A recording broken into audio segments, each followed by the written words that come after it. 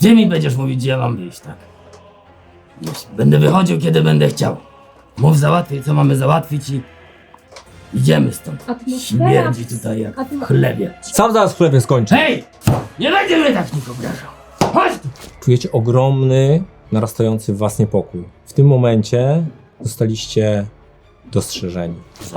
Alvara sięgnęła do swojej torby. Z jednej strony poczuliście taką ulgę, natchnienie, ale z drugiej strony poczuliście taką żądzę. Wy chcielibyście mieć ten kamień.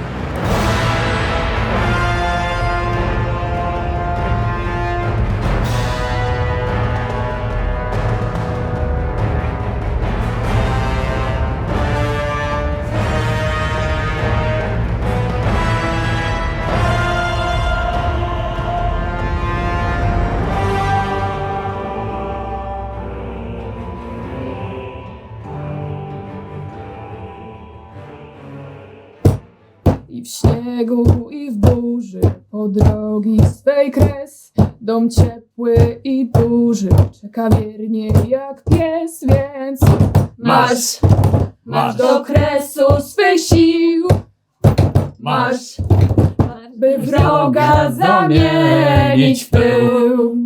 Yeah! Brawo za tą miłą niespodziankę. Dostaniecie inspirację. Yeah! No i jedną mam. No to niestety nie możesz mieć drugiej. Ale na ten. Na wódkę? O! No. A to każdy, tak? Tak, każdy po jednej.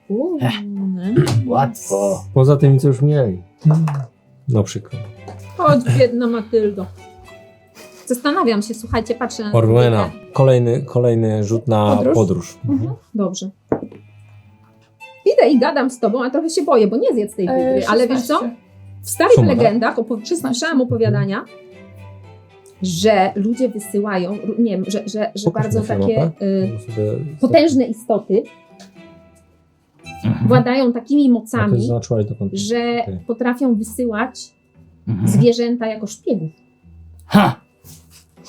Cholerne magie. Mm. W porządku. To potem jeszcze Wąsy, będziesz wąsy miała są. tylko jeden. Ale. Trzy kratki zaznacz, ale jeszcze ich nie przyszliście. Mhm. Bo w międzyczasie coś się wydarzy. Ale chyba nie sądzisz, że to nasze wydrze Wydrze? jakieś informacje. Może twoja koza wydrze. Co ty, Katar, nic by nie powiedział. Zobacz jaki fajny kozioł. On nie ma mówić, tylko wydrzeć informacje. Co ty? Będę ją obserwować. Ja z Katarem walczyłem w bitwie 5 armii, to jest bierne zwierzę jak nikt. 5 armii? Tak. No. Nad jeziorem Dal. Co? Nie. Pod Erebor. No tak, nad jeziorem, Tak. pod górą Erebor. Tak, Tak. tak. To stary Bilbo wrócił stamtąd, opowiadał. Ty uczestniczyłeś w tej bitwie. Tak, tak. No mój stary zna Bilbo. On mówił o jakimś Bardziej o kim? bardziej o jakimś dzielnym człowieku, który smoka trafił z... A tam trafił od razu, no. Zabili smoka, to zabili, no ale słuchaj, w tej bitwie, ja pamiętam jaki choryśmy do tej bitwy. Tam co się wydarzyło wcześniej. to- Gruns, ile masz lat? No ja łebek jestem młody, ledwo 64. Albo 57. Dużo skarbów musiał mieć ten smok, nie? No dobra, tam smok, srok, no wszyscy o tym smoku, jakby to ważne było. Słuchaj, w tej bitwie, jak my żeśmy ruszyli na te cholerne elfy, to pach! Czu! Chwila, moment, Ale wy chłopanie. się nie byliście z elfami, tylko z orkami chyba, No nie? I ze potem, smokiem. na początku te elfy nas... A, te elfy zasy. Ta, bo oni chcieli Erebor się zabrać. A, oni chcieli I kasę nasz pewnie. skarb. O, No właśnie, tak. złodzieje cholerne. Każdy wie, że elf to złodziej. No tak, ale wszyscy stanęli po właściwej stronie. Stanęli, bo akurat po tej stali i zostali wzięci w tak zwaną fachowo, jak to się mówi, kanapkę. Że my po jednej stronie, orki po drugiej. No i tak wtedy nagle, o ej, dawajcie razem. Ciekawe, co Lord Kanapka by powiedział na ten temat. No właśnie. No mój ojciec, to mogliście o nim słyszeć. Dwalin, Dwalin. na niego mówili.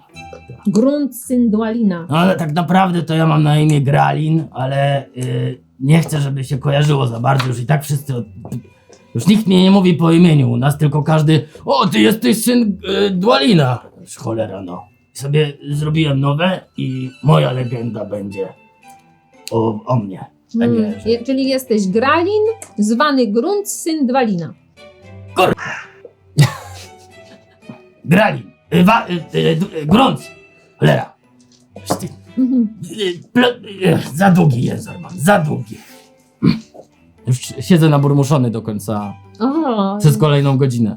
Dobra, tu zrobimy cięcie. Minął kolejny dzień podróży i następny przystanek był przy ruinach Taledoru. To teraz dla odmiany zwiadowca będzie miało zdarzenie.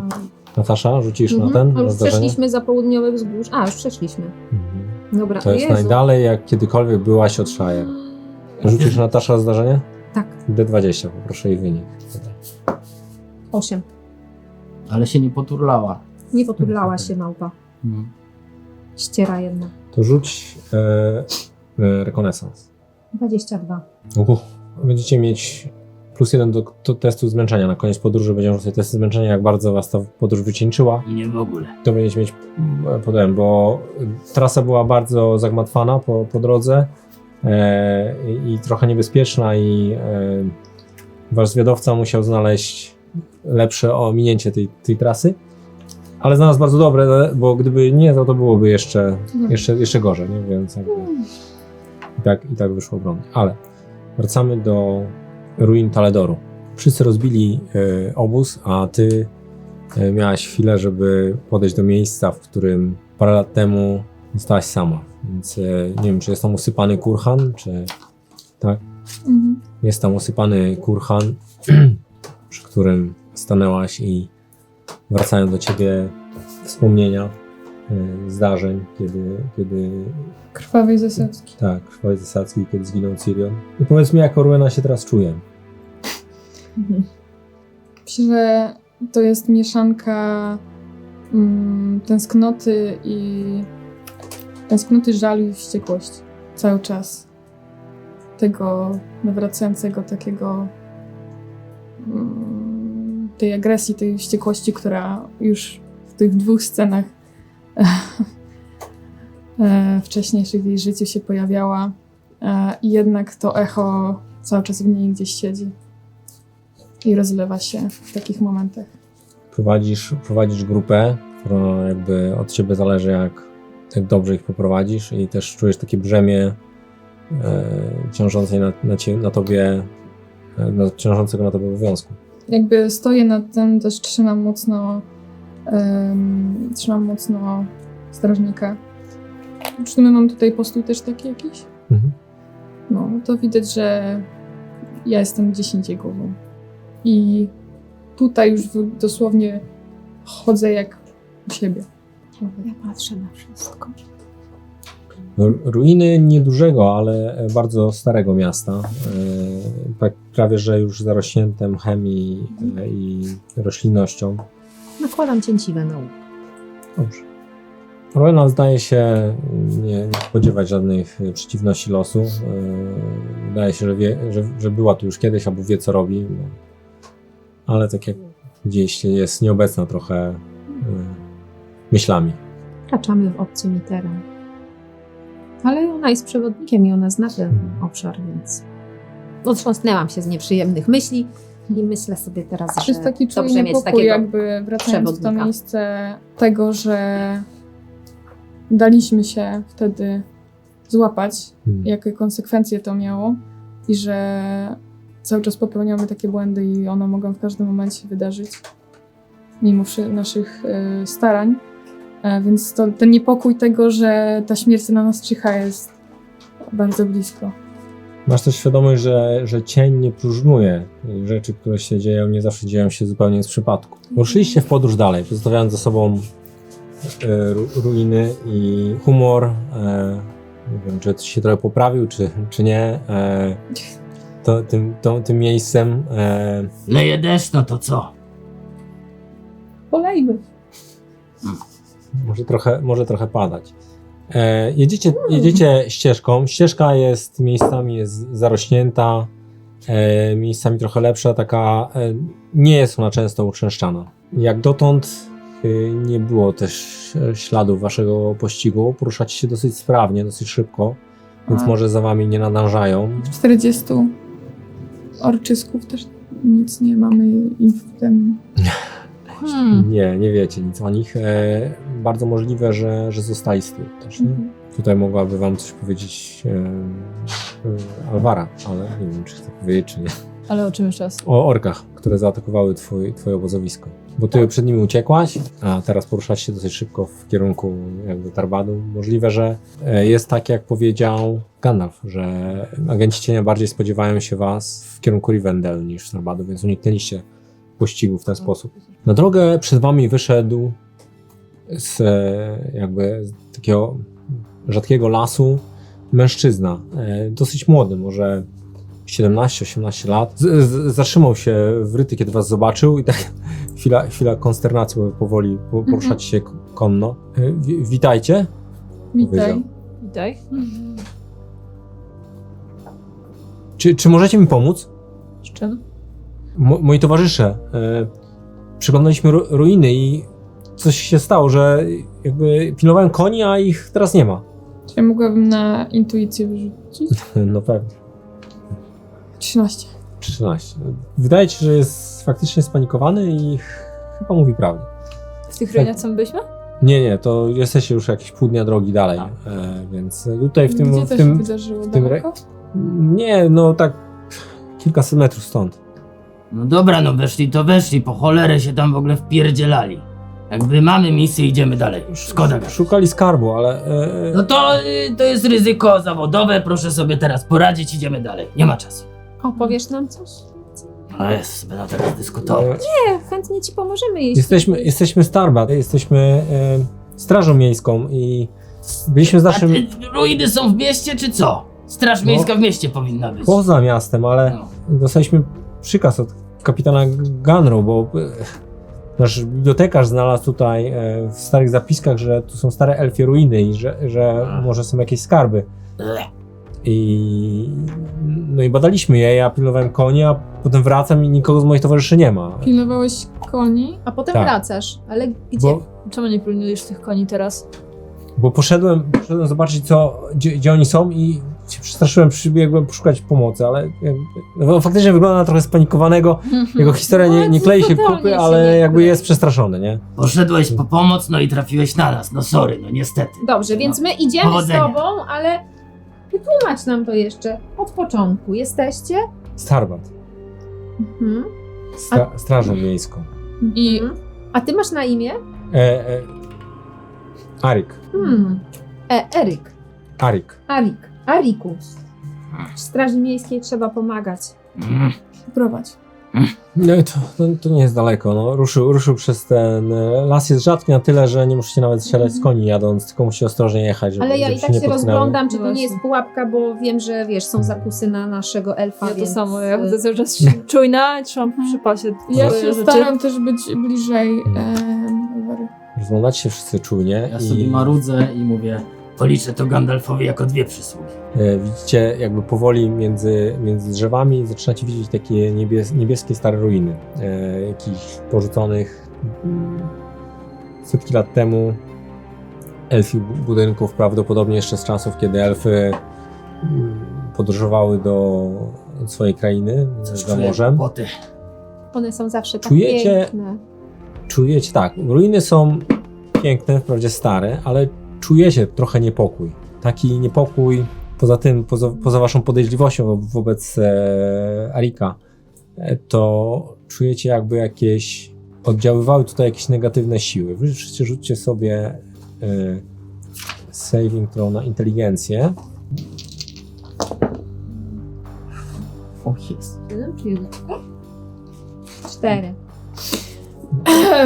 Ja Chcesz rzucam, jedynkę? ja mam. Ta, Sylwia rzuci jedynkę. O, inicjatywą się nie da tego jakoś nie. Macie punkty wasze drużynowe, które możecie akurat na save'y wydać, bo ze względu na to, że waszym patronem jestem, więc możecie wydać jeden. To ty jesteś do siebie.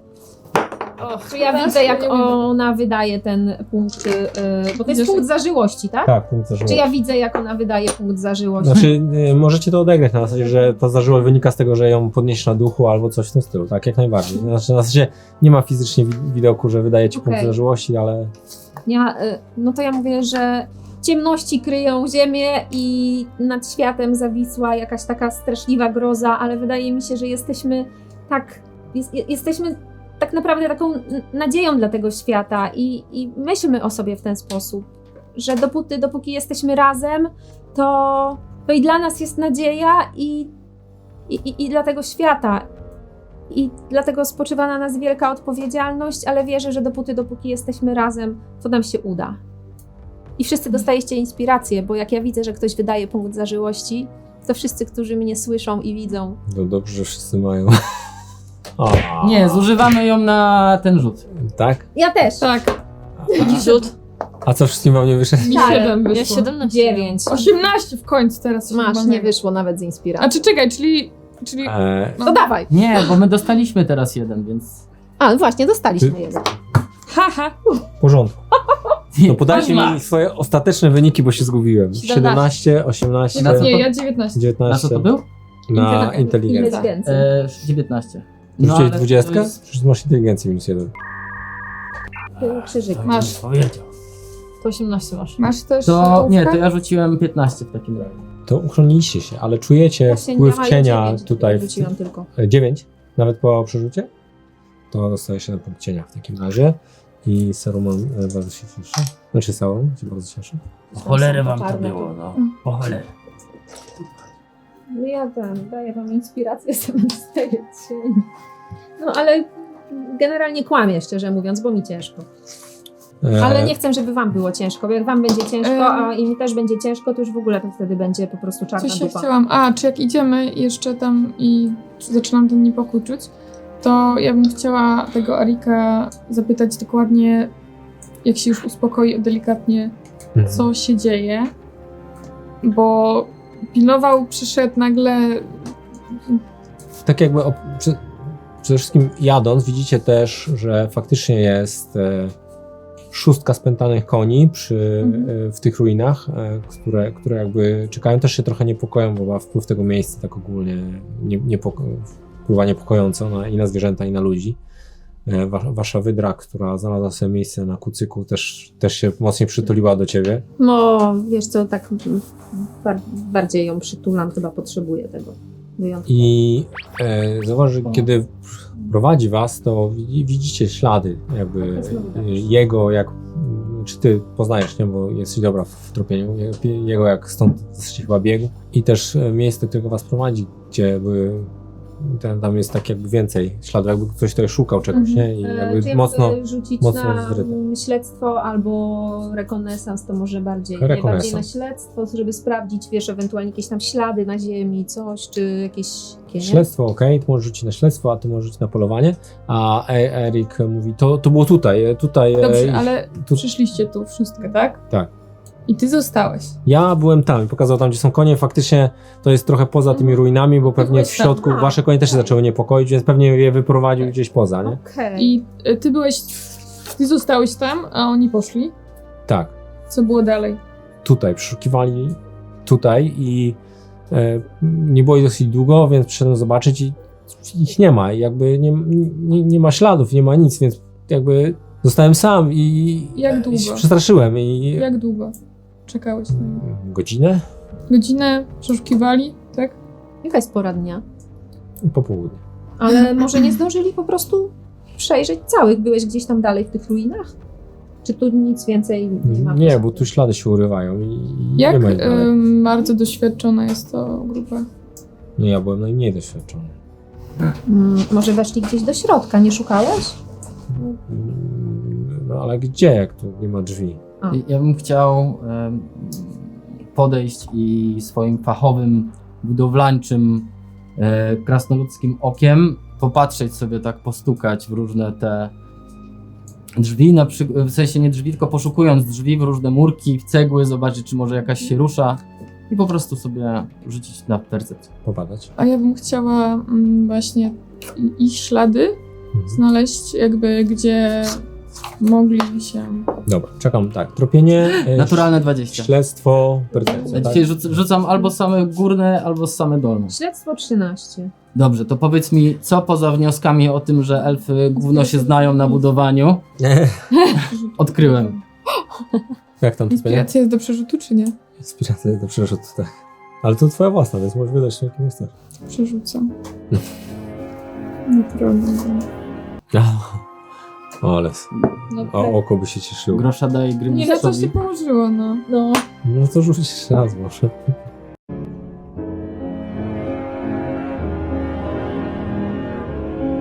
Dwa. Dobrze. Nie, ślady są tak nagmatwane tutaj, bo byli tutaj tak długo i chodzili w stanie z powrotem, że nie jesteś w stanie z tych śladów nic wyczytać niestety. Natomiast ty próbowałeś dojść śledztwem do tego, co tutaj zaszło. Po kolei co zaszło, tak. Po kolei co zaszło. Jakby nie jesteś w stanie tak do końca powiedzieć. Przyszła No, tu grupa tak. 6 osób razem z końmi, potem te 6 koni z jednym z ludzi Tak, odeszły. I piątka gdzieś zniknęła, ale Ale faktycznie tak. nie ma śladów nigdzie poza i są takie tutaj wygniecione wręcz. Czy widać, że to na przykład mogę się domyślić, że tak wyglądają ślady walki?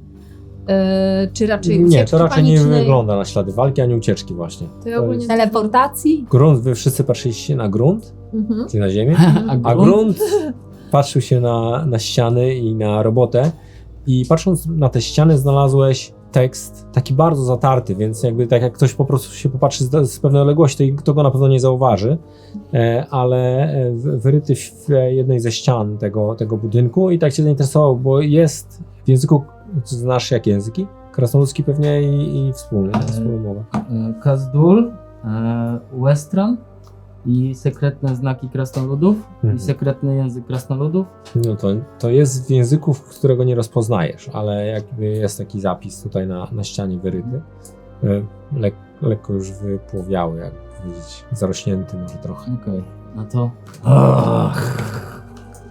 podchodzę do Georginy i mówię, Powiedz elfowi, że tam jest jakiś napis, ale nie mów, że wiesz to ode mnie. Wiesz, że elfy mają dobry słuch. Cholera! To idź zobacz ten napis, no. A to jest Czyli mnie potrzebujesz? Nie! My cię potrzebujemy, przeczytaj Oni ten cię napis. potrzebują. Być może 5 ludzi jest w tej chwili zagrożonych. Też podchodzę, no. O, Podchodzę do napisu. Wszyscy, którzy znają język elfów, to mogą to przeczytać. Ja nie znam. Patrz, one już przekonuje tą drugą do tego, żeby zdradzić. Ale wiesz co, tą jedną mamy całą i zdrową doprowadzić na miejsce, więc nie sądzę, żeby chciały spiskować przeciwko nam, bo to by było Nie głupie. było nic powiedziane, że zdrową, ani całą. Myślę, że ona wolałaby dotrzeć zdrowa i cała. Ale co chodzi? Jak będzie, to będzie, no jak się potknie elf i sobie straci nogę, no to... Słyszycie, że po prostu zaczynam tłumaczyć na głos. Mhm. O ile dobrze przeczytałam, co to jest napisane. Od gwiazd pierwszych blaskiem zrodzeni, kur jeden los nasz był tkany, przez lasy, Nie. góry, doliny prowadzeni. Ze śpiewem walarów serca nasze tęskniły.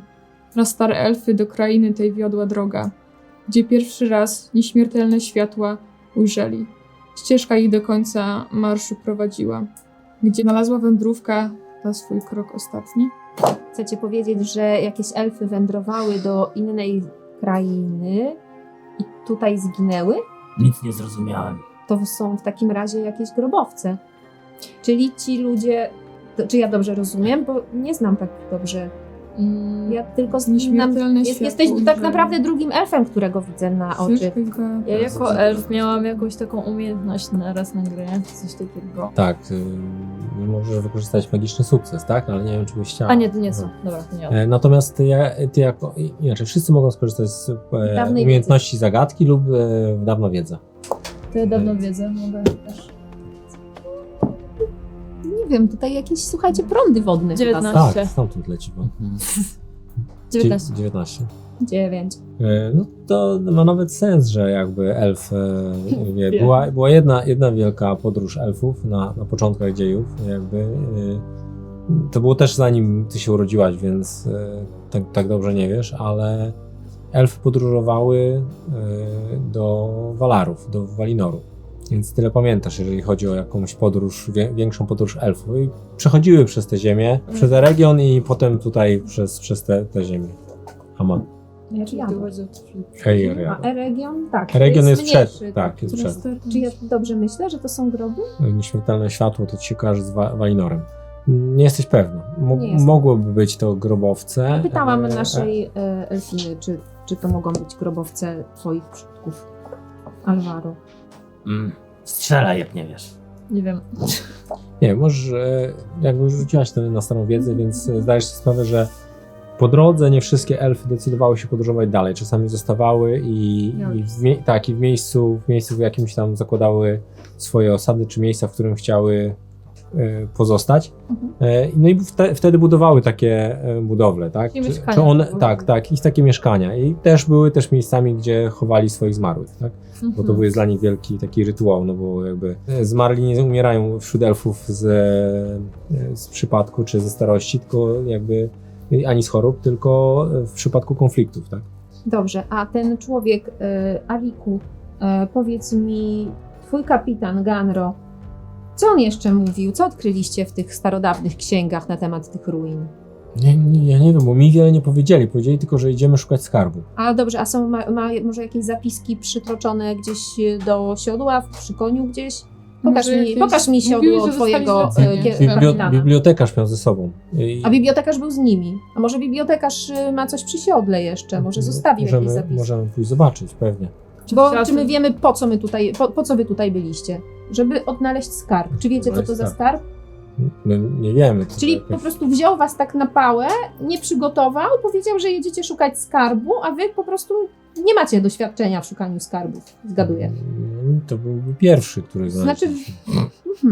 Znaczy rozumiem, że większe doświadczenie macie w szukaniu zaginionych owiec, tudzież przeganianiu szakali spod obejścia. No, to jest słuszne określenie. Dobra, przeszukajmy te siodła. A ja w tym czasie chciałabym jeszcze też przeszukać okolice przez polowanie, skoro Orłanie nie wyszło za dobrze. Nie, ja muszę zapalić, słuchajcie, bo ja nie lubię dyletantów. No to ja też. 20. Przejrzałaś ślady i pomimo, że są bardzo zagmatwane, jesteś pewna, że wszystkie te ślady jakby weszły w ścianę tej budowli.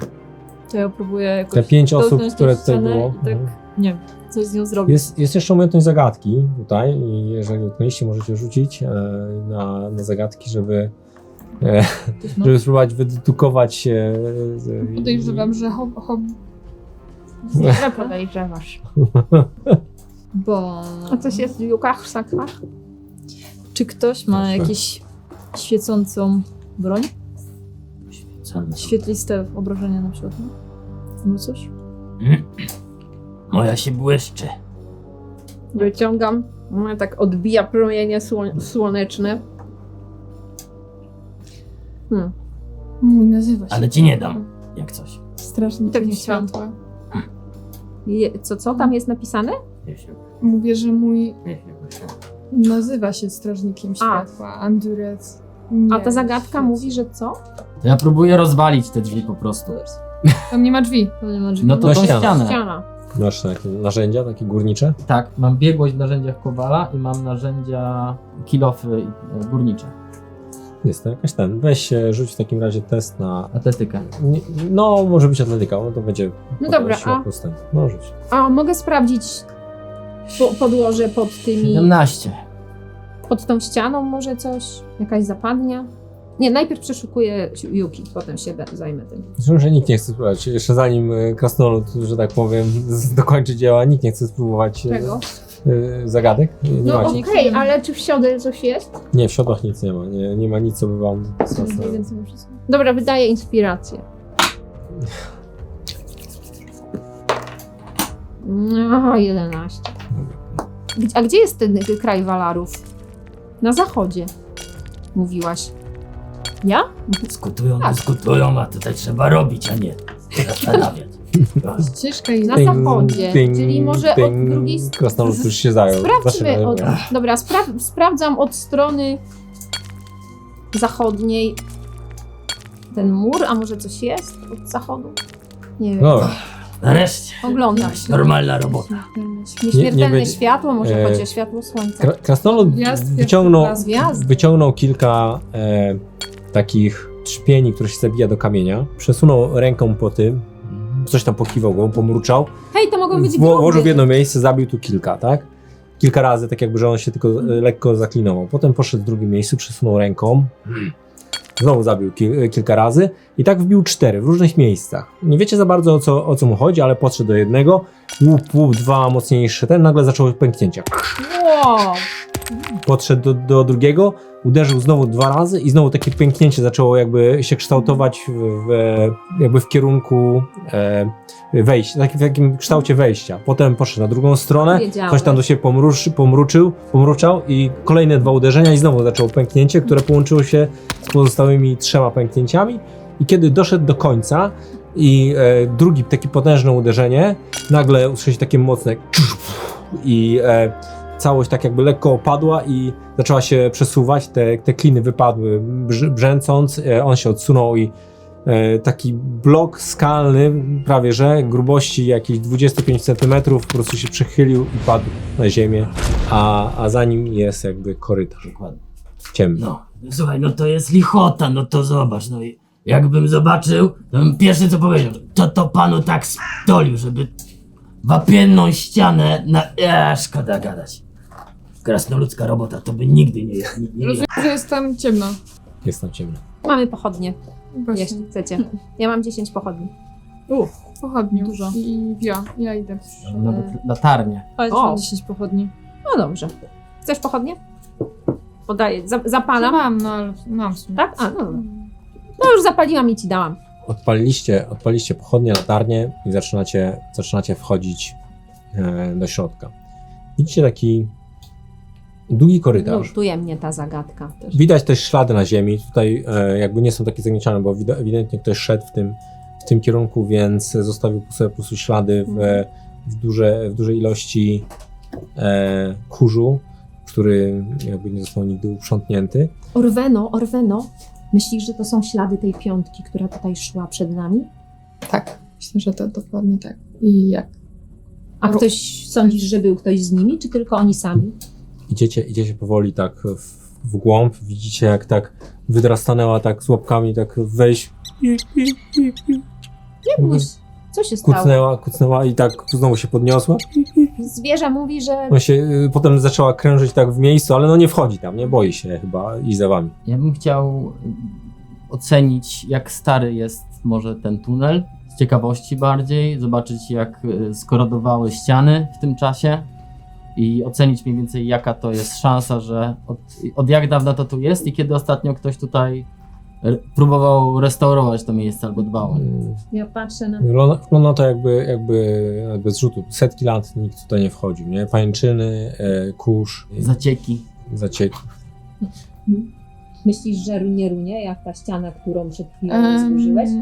Widać Nie, tylko no. tę piątkę? Jeszcze stoi, jeszcze postoi trochę, Ślady? Ślady tylko tej piątki, tak. ale to takie wie. Tak, Georgina, tylko... Słowo honoru. Dziękuję.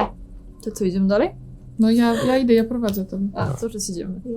Zeszliście jakby schodami w dół i następnie idziecie po tym korytarzu. Słyszycie echo swoich kroków.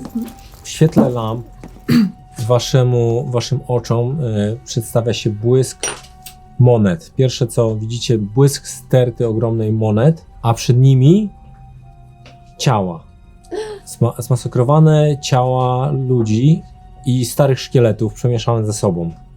Wchodzicie do dużej sali, w której właśnie ogromna sterta skarbu oszałamiającego, bogactwo, jakiego żadne z was dotąd nigdy nie widziało, może Nie. poza tobą.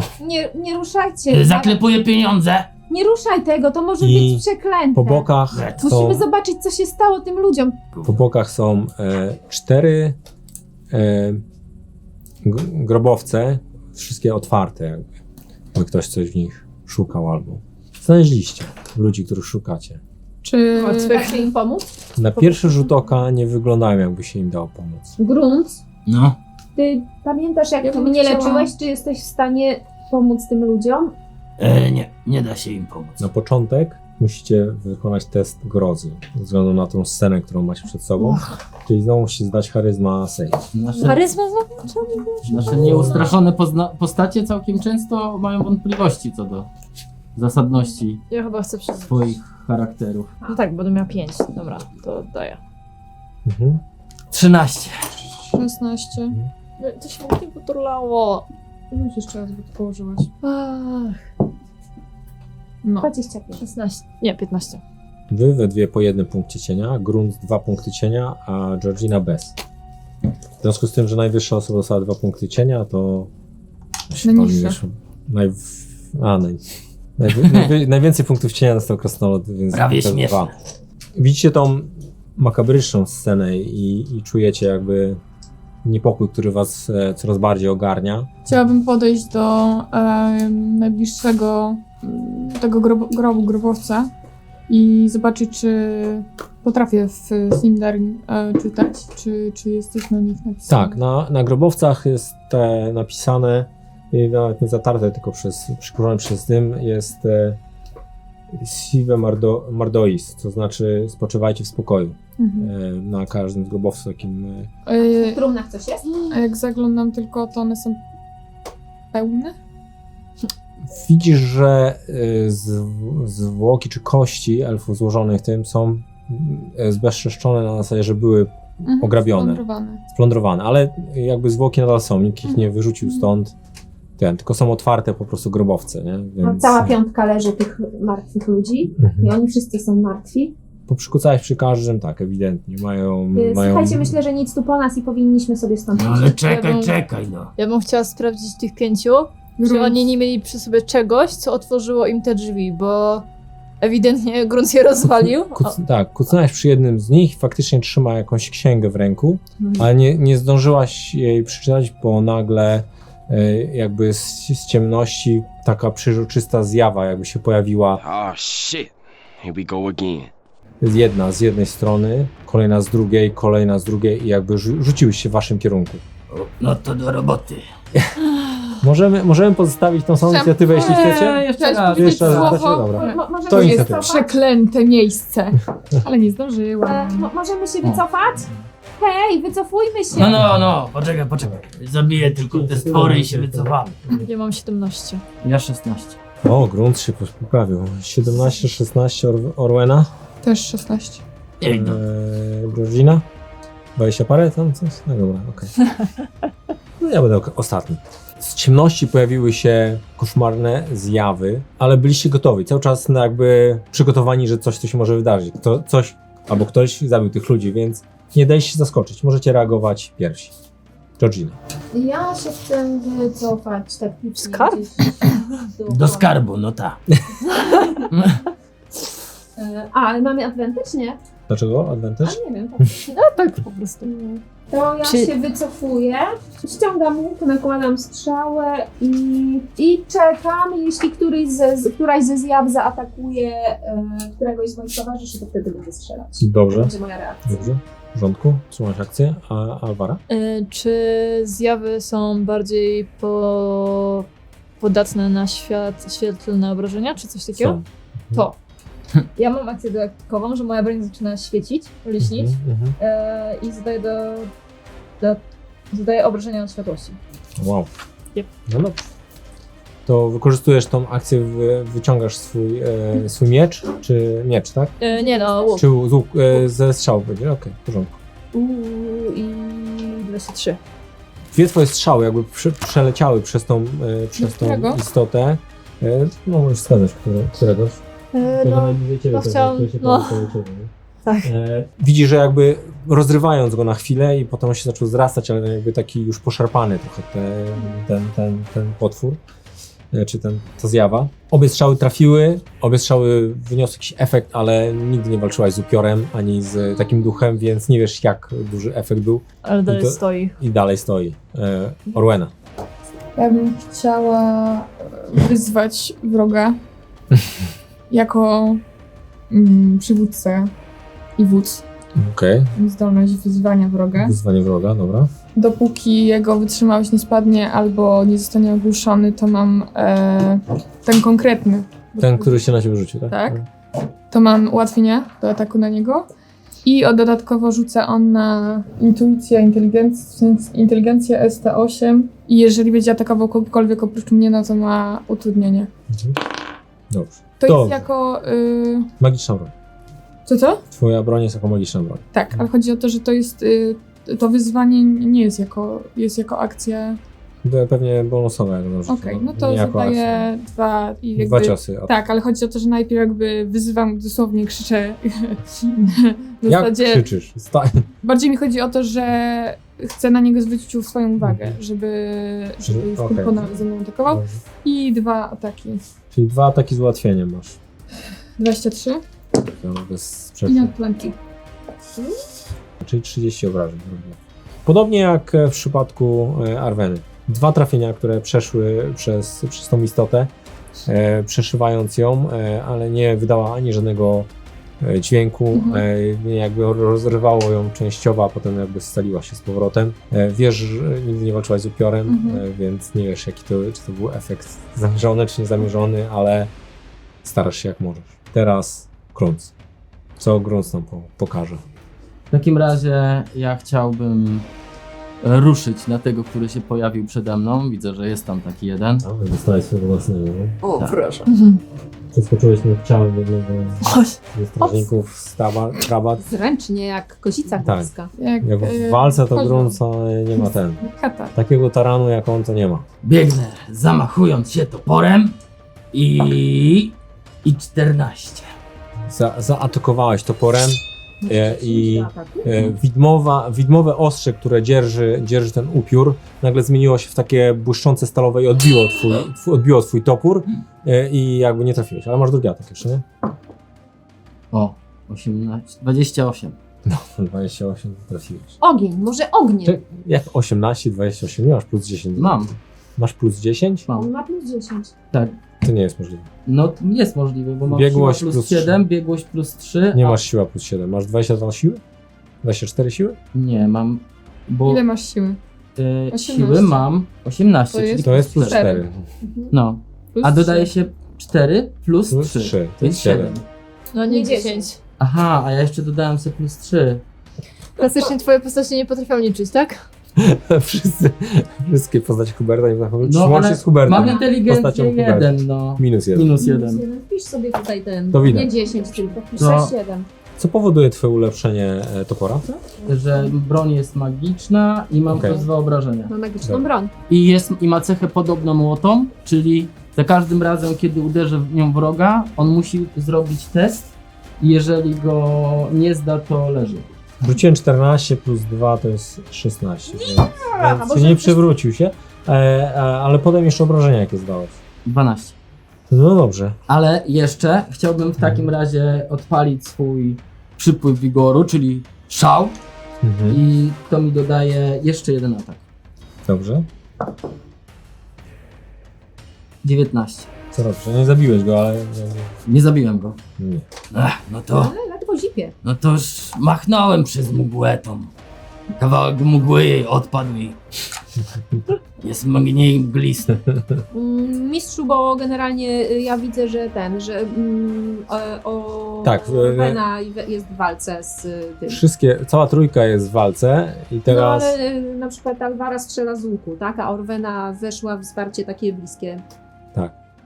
To ja tam moją reakcję chciałam wykorzystać. Dobrze. I po prostu strzelić do tej walki. Dobrze. 10 plus 8, 18. Trafiłaś. Mhm. Jakie obrażenia 8 zadajesz? plus A ma plus 8. to jest 13. To jest którego... Tego, co Orwena z nim walczy. Orwena. Orwena. Strzała śmignęła przez tego swojego ducha, przelatując przez niego, ale znowu urywając jakby kawałek jego istoty, z której jest stworzony. 2 z nich zaczęły wyć, ale takim piszczącym wyciem, które nagle zaczęło przechodzić przez wasze umysły, a jeden z nich zaczął pieśń w jakimś dawno zapomnianym języku, która Nie słyszę, nie rozumiem. zaczęła oplatać mrokiem wasze serca. Nie rozumiem, Więc w związku, nie wiem, w związku co to z jest tym w ogóle. Słyszę. potrzebuję od was najpierw test na charyzmę na strach. No charyzmę cały W czas. sensie, że rzuty obronne. Tak, miał być rzut na obronny. inne. Mhm. 21. Ładnie. 3. 10. 14. 2 osoby zdały. My przerzucamy, tak? Wy musicie zdecydować się, czy chcecie przerzucić, czy nie. Ja przerzucę. Ja raczej To chcę musicie oddać mi w takim razie Gandalfa pulę, znaczy Gandalfa, waszą pulę drugą. 20, pięknie. Ale Wracamy do... dałam! Ja też. Ja też.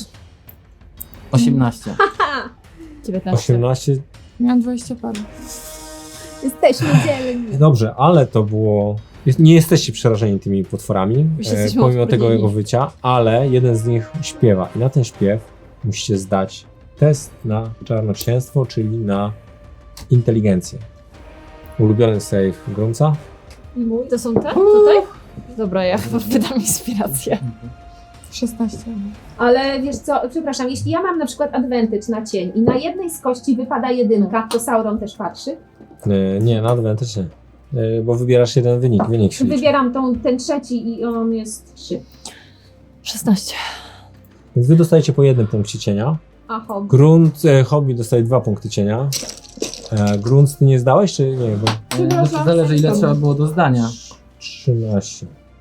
No to ja miałem 12. Ja 12, to też dostajesz 2. A to ja jestem przygnębiony. W twoim Ja mam wypadku 8. tylko oznacza, że jedynki, znaczy że teraz? jedynki i dwójki nie trafiają w jego przypadku i tyle.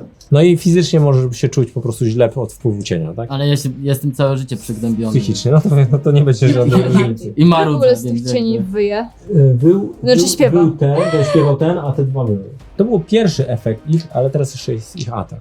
Alvaro, jaka jest twoja obrona? 14. 14. Ten upiór, który do ciebie leciał, tak chwycił cię za ramię ręką i poczułaś taki ból z zimna, jakby jakaś energia zła cię przenikała. 10 obrażeń.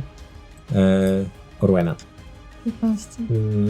Machnął w twoją stronę mieczem, który nagle tak jakby zmaterializował się w stal, ale uniknęłaś. Podniosłeś jeszcze tarczę, żeby zblokować i słyszałeś takie iskrzące uderzenie miecza o tarczę i uniknęłaś ciosu. Grunt. Podniosłeś blok, tarczę i miecz i zobaczyłeś, jak ręka przenika przez twoją tarczę i chwyta cię chwyta cię za twoją rękę i poczułeś to zimno. 10 obrażeń dostajesz. Pomimo tego, że próbowałeś się zablokować, to nie wyszło. Georgina, twoja runda.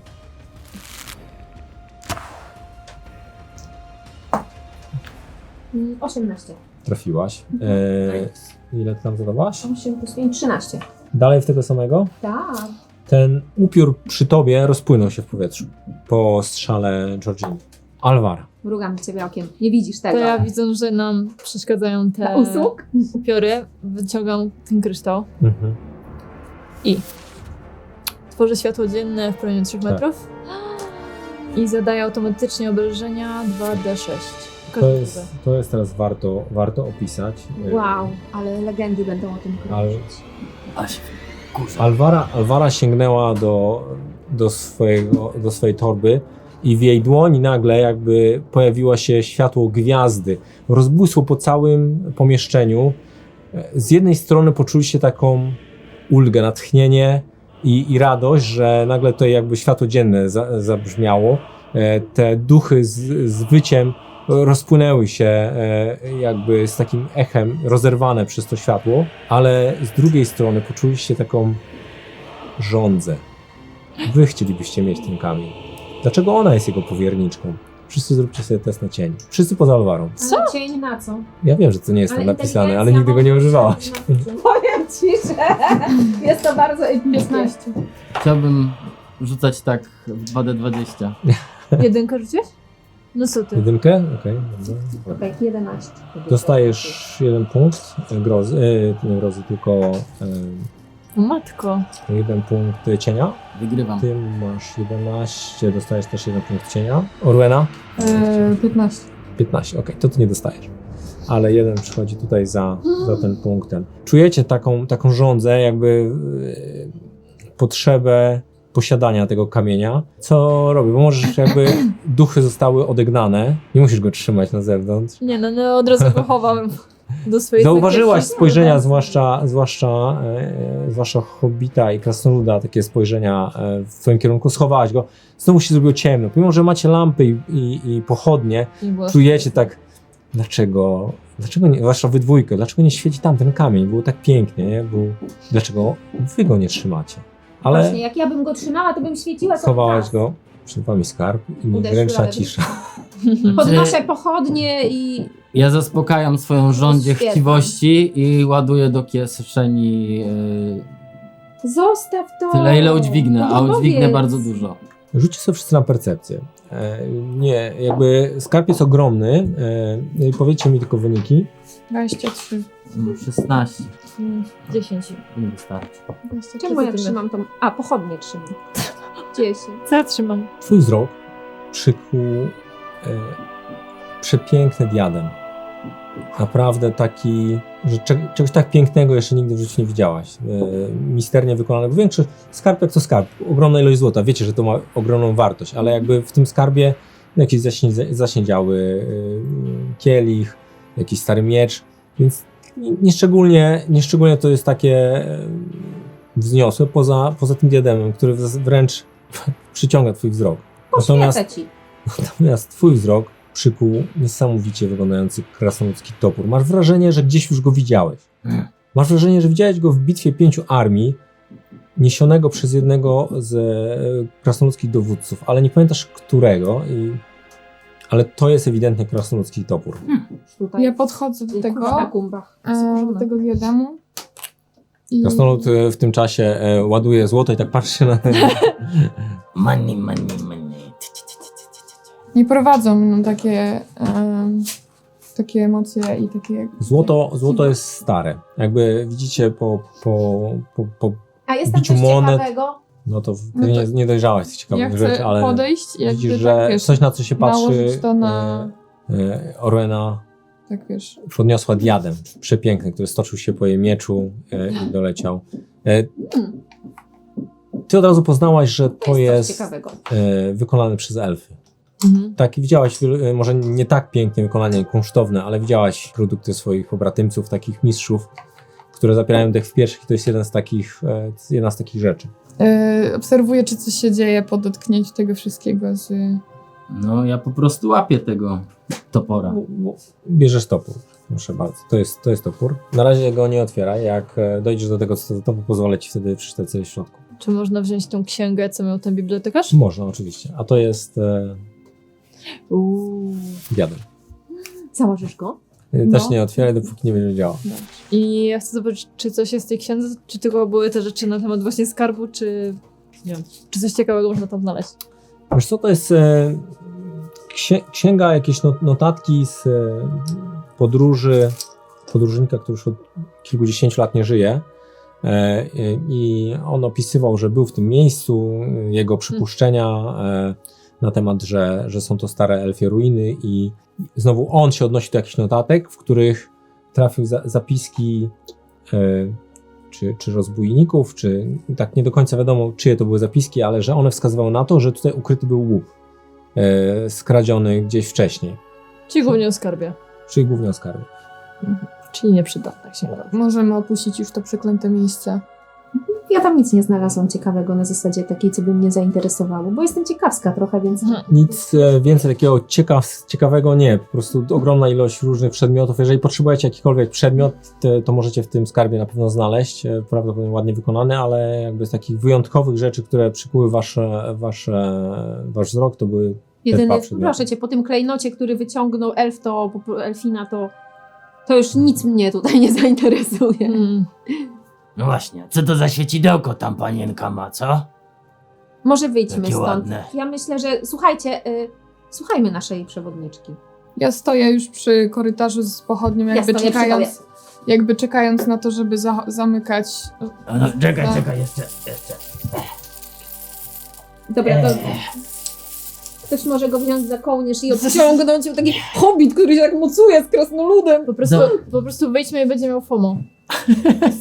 Ja cię poproszę jeszcze, Grunt, żebyś jeszcze raz przetestował chciwość, ponieważ wziąłeś skarb, Czyli czyli O. Wisdom save. Ale akurat Wisdom ma wysokie, w miarę, więc jest spora szansa, że... Więc 19 plus 6. O, bez Jakie problemu. rzuty. No. Tak, teraz fajnie, że się... Ale wiesz, taki hobbit po prostu uczepiony krasnoluda, jak ten dziadek ciągnie tam rzepkę Nie po ma brodzie, siły, nie? tak. Nie no, ja załadowałem tyle złota, ile ważę. No chodź. Dobra, dobra. Mimo dobrego testu to jest nadal 1 punkt cienia. No co ty? Dobra, ale przynajmniej jesteśmy bogaci po raz kolejny. Jesteś przygnębiony i bogaty. Super, o to chodzi w pieniądzach. Bo nie ma żeby gdzie być- wydać kasy. Tak. On będzie jak ten smok zza jeziora. Będzie sobie zgromadzi taką górę skarbów, wsiądzie na nim i będzie pilnował. Pieniądze szczęście nie dają, ale dają pieniądze, więc jakby... I take it. Dobra, to Będę wychodzimy rozważać tę stamtąd. filozoficzną myśl. Żeby nic, tylko więcej oprócz tych pieniędzy z nami nie wyszło. Wydra. No, wydra by Wydra mogła wyjść, była no. na zewnątrz. Wydra nigdy nie wyszła. Mądre z... Czuła. Tak. Czekam aż wszyscy się załadują już do wyjścia i zamykam jakby spoglądając jeszcze z pochodnią wstecz na te wszystkie ciała, złoto i zamykam, że tak powiem, konwój. A co robił ten knypek? On poszedł z nami, czy nie? Nie, czekaj, pilnował koni. A, dobra. Pilnował koni, waszych również. I co? I co? Przykro mi, ale chciwość dopadła twoich Ale, podróży. ale to znaczy, że co? Na dole Na dole jest kupa złota, idź se weź trochę i nie mów nikomu o tym miejscu. Jakby chciał pół kroku, to spojrzał na to ciemne wejście, popatrzył na wasze rany, takie widoczne po ja tej nie walce. wiem, czy te upiory są już Dobra, no ale na co, no stałe przegnane. kasa, no niech chłop idzie se zarobi trochę, jak Jeden już się zginął upiór, a 2 uciekły. Idź normalnie. Masz latarkę. Latarnię. Nie radziłabym Tam chodzić były tam. upiory. Nie. O tam, srory do poli. Niestety twoi przyjaciele nie przeżyli spotkania z nimi. Na dole można znaleźć ich ciała, ale I pieniądze. nie Ja jest to to wytłumaczę bezpieczne. kapitanowi. Możemy pójść do twojego kapitana. No to tylko już pomogłaś, no idziemy dalej. Ludzie, no. Może jakieś Tak się kończy szukanie skarbów. Kupa siana normalnie idź. wrócić I nie mów strzeżenie. kapitanowi. A nie idziecie w kierunku Tarbat? Akurat tam idziemy. To mogę z wami wrócić? Tak Tylko nie przeszkadzaj. średnio. Nie będę. To ja bym chciał jeszcze w takim I razie... Słuchajcie mnie. Czy ja mogę w jakikolwiek sposób zawalić to wejście do środka? Jak zrobisz dobry test, to zrobisz taki zawał, że część ruiny się zawali. No, to możesz to zrobić. Ale jeżeli ci nie wyjdzie, to nie będziesz potrafił tego robić na szybko. Naturalny 1. A to będzie tak. Okej? Nie rzucaj więcej. W ogóle po cholerę człowiek się w ogóle stara. Wiesz co, nie powiesz tego nikomu na głos. Ale kurde, tutaj w środku to musiały być krasnoludy, bo jest wyjątkowo, nie możesz znaleźć żadnej rysy, bo od czegoś musiał zacząć ten swój ciąg pękania skały, nie? I nie możesz nic znaleźć. Przynajmniej nie na szybko, a wiesz, że nagrywasz czas. Gdybyś to dostał parę dni, to byś spokojnie to ponaruszał i zawalił, ale tak na szybko nie jesteś w stanie tego zrobić. Grunt. Idziemy. No idę. I zbiżdżę po kozę. Koza sobie je, spojrzała się na ciebie i nie podchodzi. Cholerny katar normalnie. Pierwszy raz widzicie, że zaczyna się brać. Weź się. Chodź tu, cholera. Odwróciła się do ciebie zadem i je trawy. To jest... Że będę...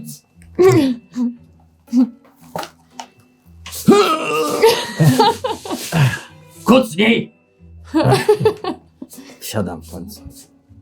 Georgina, bo coś zaczęłaś, kiedy grunt zaczął ten... Nie, byłam ciekawa, jak oni weszli tam, czy ten chłopak widział. A, on nie widział. Od tego się zaczęło, że on nie wiedział, co się z nim stało. Nie? Teraz mamy podróż, którą już przetestowaliście, bo dotarliście prawie, że... Został wam jeden kafelek. Ale w międzyczasie jeszcze coś. Kamera pokazuje na taką istotę, która gdzieś leci i nagle taki krzyk wydaje i zawraca w powietrzu, lecąc gdzieś indziej i obniżając lot. Ja nie wiem, na szczęście, dobrze, że tego nie widzimy, słuchajcie, bo ja już i tak mam serduszko po prostu. Widzicie już w dużej odległości ale zbliżającą się rzekę, jakby z góry widzicie takie dużą dolinę w waszej podróży, na dole której leży Tarbat. Czujecie ogromny, narastający w was niepokój. W tym momencie zostaliście dostrzeżeni. Wasze akcje sprowadziły na was uwagę Faktycznie wszystko znikło. cienia. Wszyscy otrzymujecie 4 punkty cienia. 4 punkty cienia. To jest koszt, że tak powiem, uwagi. Powiem ci, że szastasz se na lewo i prawo tym No, trochę cieniem. przesada. To jest zgodnie Ty z też? zasadami, że tak powiem. No 4, no to ja w ogóle już mam prawie tyle, ile mam... To już jest przygnębiony. A ja, jak to u mnie jest, że jedynki i dwójki... Daj trochę białych, no. Ale, Ja już przekroczyłam połowę mojej mądrości. ale to jeszcze nie koniec. Wiecie, że zostaliście zauważeni, że teraz Przez kogo? jesteście Cień. szukani. Oko. Teraz wasz A ja wiem przeciwnik... o oku? Jesteście podróżnikami z dużym jakby doświadczeniem. Wiecie, że aktywnie są siły w Mordorze, Nieprzyjaciel. które są nieprzyjacielem I waszym. nieprzyjaciel Więc na zauważył. tych poziomach już znacie, tak? Nieprzyjaciel. To uczucie jest ciężkie do opisania, ale wiecie jakby jako bohaterowie, że jesteście zauważeni. A, czyli mamy taki skok adrenaliny mniej Tak. więcej. Tak, czujecie. Poziom stresu nam się Tak. podniósł. Jak długo nas widzą, Prawdopodobnie tylko przez chwilę, ale to wystarcza, żeby nas namierzyć? żeby was namierzyć.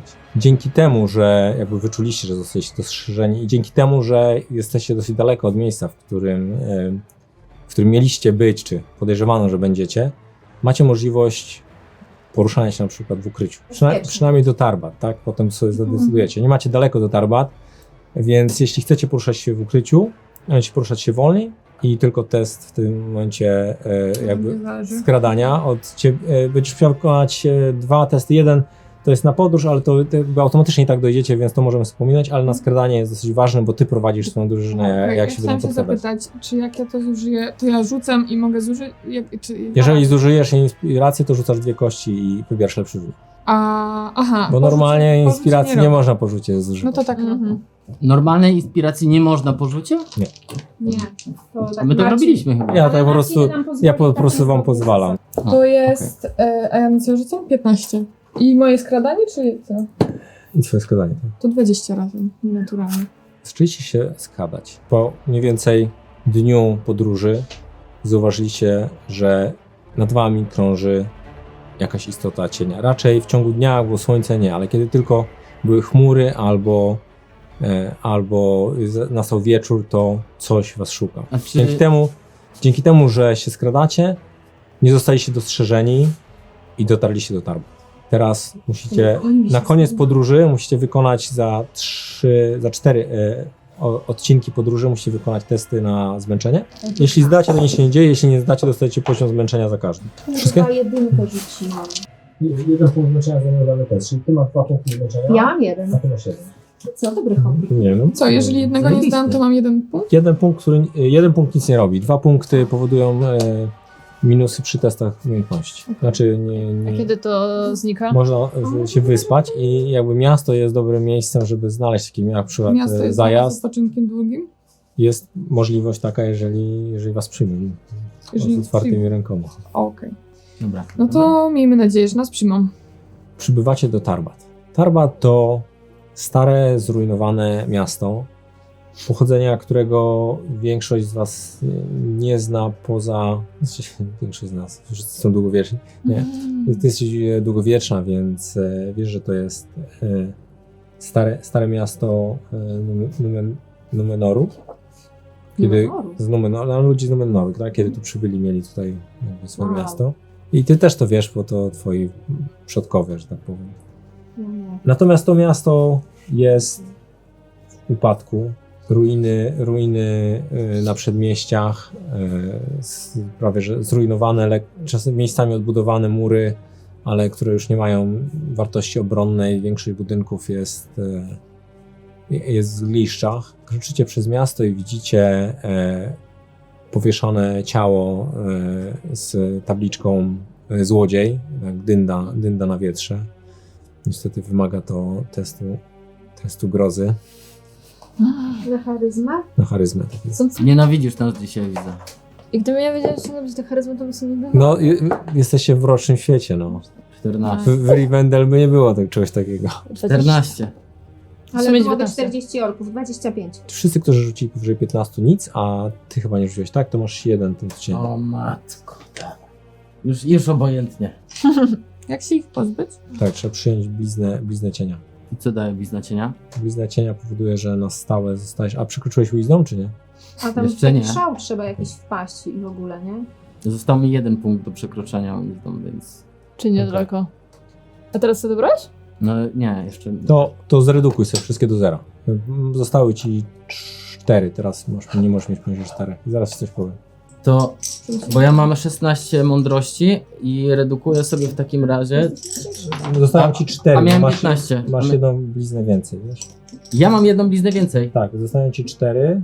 To jest dla ciebie. Kiedy podróżowaliście do ostatni kawałek, doszedłeś do tego, skąd znasz ten topór. Tym toporem pokonano Nazgula. Jest bardzo cenny i wśród krasnoludów każdy byłby z niego dumny. Ale też posiadanie tego topora wzbudziło w tobie, tak, możesz wziąć, wzbudziło w tobie jeszcze większą chciwość, tak? Nie chcesz go nigdy oddać. To jest twój topór i tylko twój. To jest topór Torina. Mhm. A! Lżej mi na sercu jakoś. I ciężej jednocześnie. Dostałeś kartę ze względu na to, że przejęcie tego topora wzbudziło w tobie chciwość i dostałeś punkty chciwości, które przekroczyły twoją mądrość, co spowodowało, że dostałeś kartę szaleństwa. Nie musisz tego wykorzystać od razu. Będziesz musiał przed końcem przygody to szaleństwo odegrać.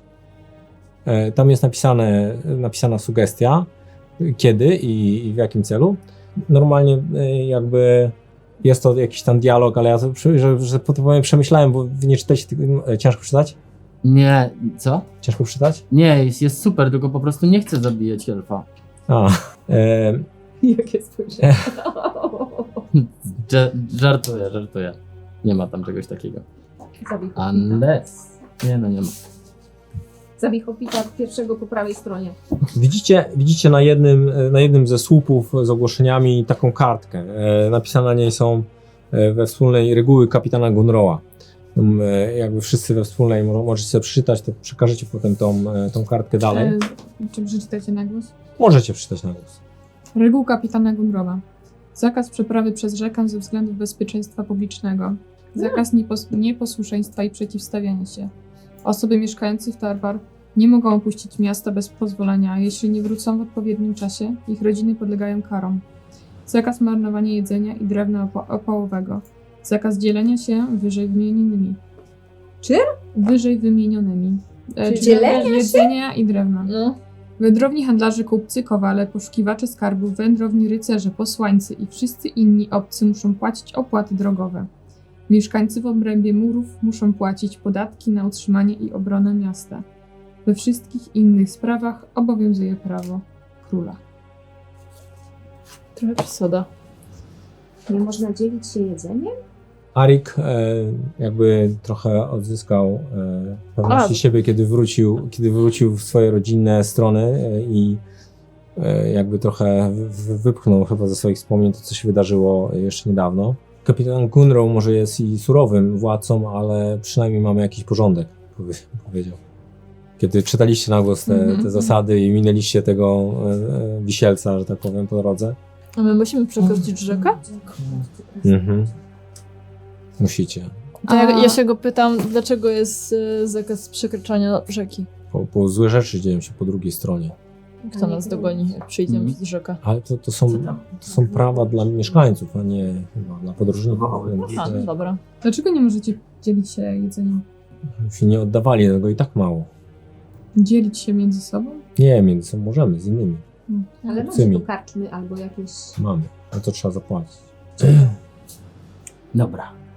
Słuchaj gościu. Widzicie jakaś mała dziewczynka, tak około może 8 lat, podbiega. Arik, a gdzie mój tata?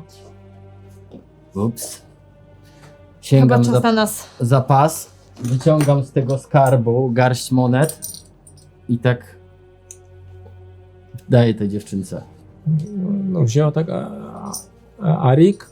E, Później. Tata kazał ci to przekazać. W sumie to Masz jeszcze. I daję jej całą w sumie sakiewkę tych monet ze skarbu. Widzicie coś w rodzaju tej straży miejskiej, takich uzbrojonych mężczyzn bez jakiegoś konkretnego. Gdybyście ich spotkali na drodze, może byście ich wzięli za rozbójników bardziej, ale może Tarbat nie jest na tyle bogate, żeby mieć unormowane liberie dla straży. Wszyscy podróżnicy muszą spotkać się z kapitanem Gunrowem. Prowadź. Dobrze. Zaskoczyło go tak, że nie było żadnej opozycji z waszej strony. Czytaliśmy zasady. W porządku. Oczywiście, że tak. Ruszył Erik. Ja tylko odstawię konie i pójdę, wstawię się za wami w razie potrzeby. Spiesz się, bo to informacje są, które są niezbędne świadka. Więc na razie się rozdzieliliście. Ten strażnik, który was zatrzymał, opuścił posterunek, tam zostało jeszcze kilku innych i prowadzi was. A nasze konie zostaną gdzieś... No ten Aryk przypilnuje. No, Aha, dobrze. kapitan urzęduje w Dopuszczę. Czerwonym Pałacu. Widzicie faktycznie taki, coś na... Jeden z budynków, które nie są w takiej kompletnej ruinie, ale też na nie widać ząb czasu i to, że nie jest jakoś szczególnie odbudowywany. Ma kolor czerwony, z jakiegoś czerwonego kamienia wykonany. Doszliście do wejścia głównego i ten strażnik wprowadza was do środka. Widzicie jakby, będąc dłużej w mieście, widzicie takie ślady tego, że miasto było zalane przez jakąś wysoką wodę, bo jest odznaczone, do którego miejsca ta woda była. Widać to na murach i teraz, kiedy wchodzicie do tego Czerwonego Pałacu, widzicie też, że ta woda stała też na tym pierwszym poziomie, który w zasadzie, tak jak chyba był, to w miarę nie został uprzątnięty, po prostu jest taki zniszczony, ale strażnik wprowadzi was do środka i prowadzi was po schodach i słyszycie jakieś odgłosy biesiady. Takiej może nie wielkiej imprezy, ale głosy, jakieś rozmowy. Kiedy weszliście do sali, wszystko ucichło, wszyscy się spojrzeli w waszą stronę, widzicie w miarę suto zastawione stoły, napoje i jakby pierwsze co wam się kojarzy, banda rozbójników przy biesiadzie, tak jakby mniej więcej takie macie skojarzenie. I teraz... Nigdy nie widziałam bandy rozbójników. Tak, znaczy można powiedzieć po prostu uzbrojeni mężczyźni w różnych rodzajach pancerzy i z różnymi rodzajami broni. Jest ktoś, kto siedzi na takim bardziej solidnym, można powiedzieć, tronie, obok niego drugi tron, który jest w tej chwili pusty. Siłą koncepcji, że tak powiem, dochodzi do was, że pewnie tam siedzi kapitan Gunrow, w tym jednym z tych dużych, większych drewnianych tronów. W tej chwili przejdziemy do czegoś, co się nazywa tutaj spotkania, czy posłuchania. Będziemy musieli to mechanicznie jakby przepracować ale Gunrow pochylił się tak, spoglądając na was, mierząc was wszystkich wzrokiem. Ja zdjęłam kaptur dopiero. Mówcie, kim jesteście i czego chcecie, tylko szybko, bo moja cierpliwość nie jest tak jak dawniej. Jest mężczyzną dosyć szczupłym, dosyć umięśnionym, tak koło 60, ale widać, że potrafiłby jeszcze prawdopodobnie walczyć albo zabić kogoś dosyć sprawnie, bo nie ma w nim takiej jakiejś starczej niedołężności. Widać, że trzyma się mocno. Jedna rzecz. Idąc, widzieliście, że na rzece są statki. Nie są to jakieś wielkie jednostki, ale wystarczające, żeby niewielką ilość osób na przykład mogła popłynąć rzeką. Więc jakby to jest drugi krok, ustalenie żądań. Pierwszy poziom żądania to jest takie bardzo mało wymagające żądanie. Tu są pod tym. Mało wymagające żądanie byłoby na przykład, że chcecie tylko nocleg. I wtedy macie to jako długi odpoczynek. Chcemy nocleg i przez rzekę. Tak, przejść przez rzekę. To można powiedzieć, że to jest małe wymaganie. Jakbyście chcieli zyskać więcej, to wtedy jest to poziom jakby drugi, już takie trochę bardziej odważne prośba i wtedy możecie zażądać, że chcecie popłynąć. Jakbyście chcieli jeszcze więcej, no to... Czyli jak chcemy przepłynąć przez rzekę na drugą stronę? Jeżeli chcecie tylko przejść i się przenocować, to będzie najniższy poziom żądania. Pytanie, czy byśmy nie chcieli na przykład, żeby nas przetransportowali przez te mokradła jeszcze łódkami, bo może to będzie rozsądne. Ja wolę nie ryzykowała. Ja wolę przejść. Też mi się wydaje, że przejście będzie... Czy wiadomo, że różne rzeczy mogą nas spotkać, ale chyba bardziej ufam mokradłom niż ludziom. Ja tylko mniej ufam krasnoludom. Georgina, jesteś Hobbit. przedstawicielem, że tak powiem, reprezentantem ekipy. Okej, Za- tak wszyscy na mnie bohaterów. patrzą. Wszyscy zakładam- zamarli, ktoś tam z tym, z łódkiem kurczaka, jeszcze z kęsem nieprzerzutem, wszyscy patrzą się na was. Ja zakładam hełm na pewno, poprawiam go, Mhm. patrzę jak się gapią, czekam na Georginę. Ja się prostuję i wychodzę przed drużynę. Co się gapisz tam ten jeden z drugim? I bardzo uprzejmie Wreszcie. się kłaniam. Dostajesz Nie. takiego kuksańca. Jestem Georgina, córka Toma Sandymana. Jestem Haroldem z Shire. Przybywamy tutaj, aby zmierzając do gór mglistych przekroczyć tę rzekę w waszym mieście. Będziemy bardzo zobowiązani, jeśli ułatwicie nam to zadanie. Durne zasady. Kto to wymyślił? I ja ci tak Rzuć, No. rzuć sobie test na tam szpak. charyzmę, tak? Na perswazję. Dobra, oddaję inspirację. A to, O, czyli jeszcze raz. 14 plus 6, 20. 20, bardzo ładnie. To jest zdecydowanie sukces. W związku z tym będziesz mogła potem w czasie dalszych negocjacji przerzucić dwa nieudane sukcesy. Dziękuję. Znaczy 2 nieudane testy, tak? Mhm. No dobrze. Czego byście chcieli? Tak jakby trochę się relaksował i to przedstawienie mu podpasowało i jakby, jak o ile było takie duże napięcie w sali, teraz trochę chociaż niektórzy tak rzucają na krasnoluda wzrok, bo nie zachowuje się Mruczy jak tam przystało. nosem. Kładę mu rękę na ramieniu. Nie, Za- zostaw mnie. Za nami... Umiem się zachować nawet przez zwierzęta. Taki po tym, jak on to Taki taki pomruk poszedł po sali, ktoś tam poprawił się i coś tam, nie, rzucają między sobą tam jeden z drugiego. Zajmijcie się sobą tam. Cicho bądź, musisz. Przepraszam. Jesteśmy znużeni drogą. Za nami długa droga, pełna trudów, niebezpieczeństw i chcielibyśmy skorzystać z tutejszej gościny. Z pewnością macie jakąś gospodę, w której 4 strudzonych wędrowców może się zatrzymać. I mam nadzieję, że bez problemu pozwolisz nam kolejnego dnia ruszyć w dalszą drogę. Czytaliśmy zasady, wiemy, że nie wolno przekraczać rzeki, ale stoi na naszej drodze. To jest dla mieszkańców. I chcielibyście tutaj przenocować i przekroczyć rzekę. Skorzystać z naszego promu, bo most jest zniszczony. W tym momencie wszedł Erik, Arik. Arik. Do sali. Ten spojrzał na niego i tak machnął. Poczekaj chwilę. I taka wymiana szeptów. Ten Erik taki podenerwowany, no bo przyszedł i musi powiedzieć swojemu szefowi, co się wydarzyło. Jego mina jest taka nietęga. Mierzy was wzrokiem i skina głową. Arik powiedział mi, że odnaleźliście zwłoki naszych kompanów Tak, to prawda. i wspominaliście o jakimś skarbie, który tam jest. To przeklęte miejsce. No, ale- Trafiliśmy tam na wielkie zło. Wasi, Mm, wasi przyjaciele, no, skarbu nie zdobyli jakby, więc tak.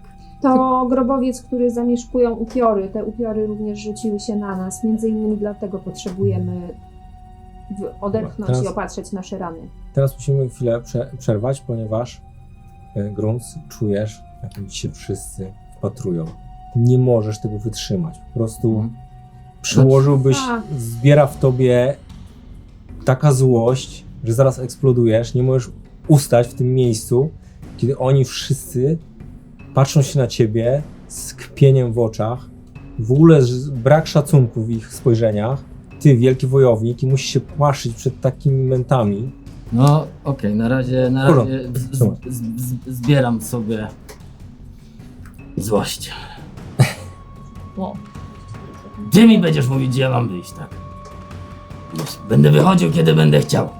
Mów załatwię, co mamy załatwić i idziemy stąd. Śmierdzi tutaj jak w chlebie. Atmosfera w sali jest dosyć gęsta. Gęsta, bo Gdzieś tam napierdzieli. Sam zaraz w chlebie skończę. Hej! Nie będzie mnie tak nikt obrażał. Chodź tu!